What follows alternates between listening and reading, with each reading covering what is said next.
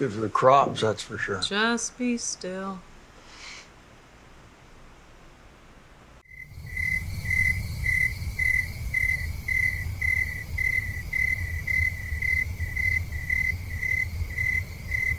You ever read a good book that really teaches you something valuable, and when that book is eventually turned into a movie, it teaches you nothing? Movie adaptations from books are as old as Hollywood itself. Really goes to show you how unoriginal Hollywood truly is and always was. So imagine my surprise when I heard they were making a movie out of one of my favorite modern history books, Killers of the Flower Moon, with Dicaprio and Deniro, and directed by Martin Scorsese, no less. I was excited, but all that excitement faded into deep melancholic slumber when I went to the theater for this movie. What exactly went wrong here? Why are critics destroying this movie? Join me, dear viewer, as I dive deep into the heart of the Osage country and the Killers of the Flower Moon. You may not know this, but I am a bit of a history nerd. I always found reading about the past to be very fulfilling. When I was in high school, I had the privilege and supreme luck to have had a slew of fantastic history teachers. One of them used to love to say he loved history because you can't make this shit up. My AP US history teacher really bestowed upon me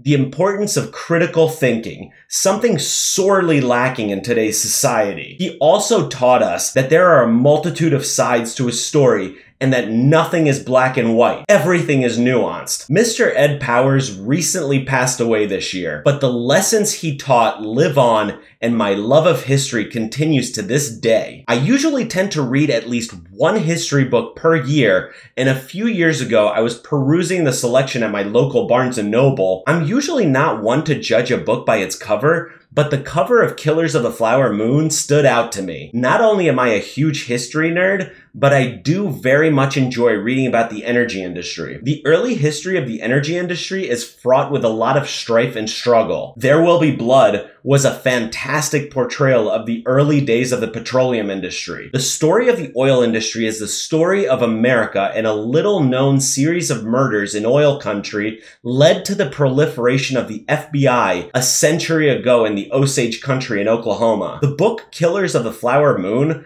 chronicles a series of murders that got the attention of the up-and-comer J. Edgar Hoover and his newly formed Bureau of Investigation. Prior to the formation and proliferation of the FBI, it seemed like you could literally get away with murder, with bribes, daring prison breaks, and jury and judge intimidation being the norm prior to 1920. If you thought the United States was wildly disorganized in 2023, you haven't read enough history. The book shows how corrupt and disorganized the country was over a century ago.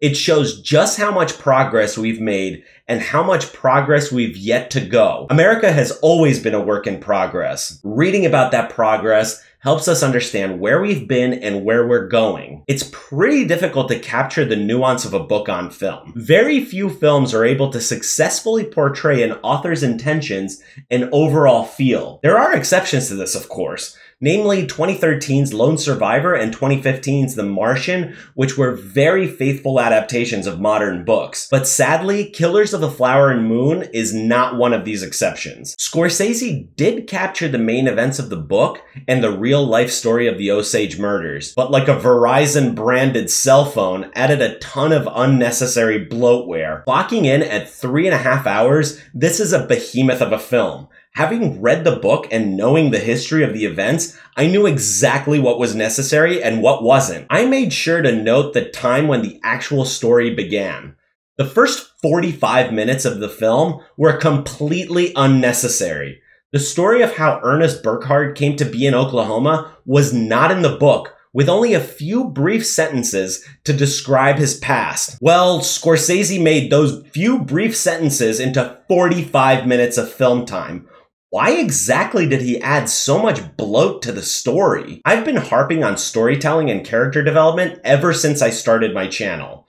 While many of the stories we've had throughout the dark age of cinema have been atrocious, we're just starting to get good ones in the past year or two. Martin Scorsese has been making films for the better part of 50 years now, and he's put out some real bangers. For me, it doesn't get any better than The Departed and The Wolf of Wall Street. He's got some great cinema under his belt, for sure, but none of them are short films.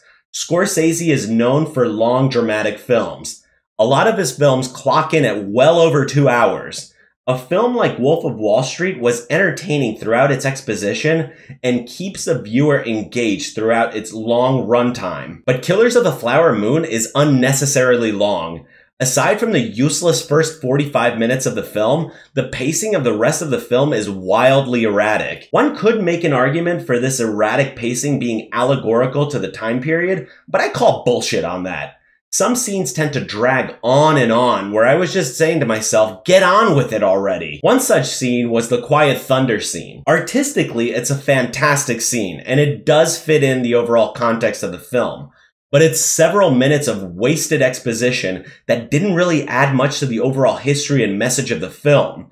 And speaking of message, the whole point of the book was to show how wildly disorganized the United States was throughout its history and what we did about it. Many people like to complain about government overreach and the long arm of Johnny Law, but they don't know how bad it is when you don't have laws and enforcement in place. Just ask me, I live in New York. The book shows just how badly broken the system was prior to the formation of the Federal Bureau of Investigation. The film's depiction of the early days of the FBI glosses over a lot of the really cool history of the agents, which the book goes into great detail with. Agent Tom White, for example, had a great history and rapport with the other field agents, which the film does not portray at all. Neither does the film even show J. Edgar Hoover, who was primarily responsible for bringing order to the chaos in the Osage country. That's not to say that Tom White was portrayed badly. Jesse Plemons has been a phenomenal actor ever since his days on Friday Night Lights and his very haunting performance as Todd in Breaking Bad. And what can I really say about De Niro and Dicaprio? They're just as much on top of their game as usual and do the best they can with the terrible direction and pacing they're given. But the real standout here has to be Lily Gladstone's portrayal of Molly Burkhart. Gladstone is herself Native American and grew up on the Blackfeet Reservation in Montana. I've actually been to the Blackfeet Reservation during my travels in the national parks, and I've gotta say that it is a rough existence. Gladstone brings all that lived experience into the film and truly showcases what it's like to struggle as a Native American within a modern context. Her melancholy and cynicism portrayed in the film showcase what it means to be Native in a wild country dominated by outsiders. Her dry and sarcastic delivery of some lines can by themselves earn her an Oscar nod, and I'd be surprised if she didn't get the award outright. There is a good movie here, but it's sadly buried under a lot of unnecessary bloat. This all leads me to believe that Scorsese is just not an efficient storyteller. He's not a bad storyteller by any stretch of the imagination, but in his elder years, he's showing less and less restraint. If he reined it in just a little bit, made the story just a bit tighter, and cut out the fluff, he may have earned himself another statue at the Academy Awards. But as the film stands now, it'll be hard to make the argument that the film is better than Oppenheimer, which was another long film, but with a much tighter and more efficient story. Also, who's to say that George Clooney might not nab the statue for himself with the upcoming release of The Boys in the Boat? Given its lengthy runtime, Killers of the Flower Moon would have been called Killers of the Afternoon by Mr. Powers, but I'm sure it's a film that he would have very much enjoyed. If you don't want to kill an afternoon, this movie would be much better watched at home in 2 parts rather than the theater. So it's probably a good idea to wait for this flick to come out on streaming. But what do you guys think of all this? Does Scorsese waste too much screen time in this film? Could he have cut out the bloat? Please do let me know down below in the comments. And as always, hit the like button, ring that notification bell, and smash that subscribe button, and I'll see you in the next one.